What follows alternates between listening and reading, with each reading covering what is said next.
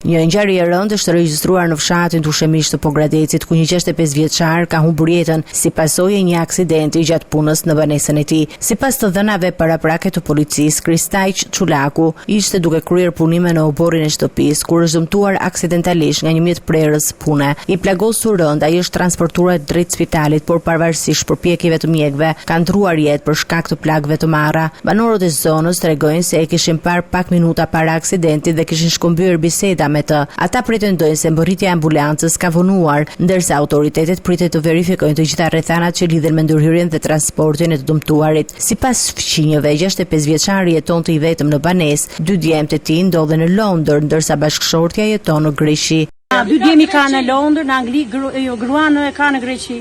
Vetë jetonte vetë.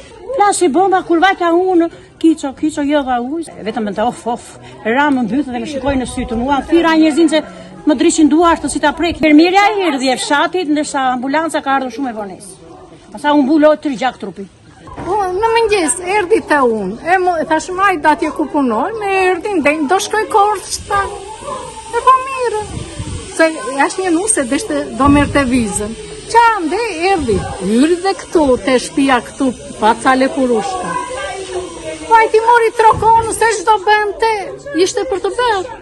Atëherë erdha unë, ishin kjo. Grupi hetimor ka nisur procedurat për dokumentimin e plotë të ngjarjes dhe përcaktimin e përgjegjësive nëse do të konstatohen shkelje të rregullave të sigurisë gjatë punës.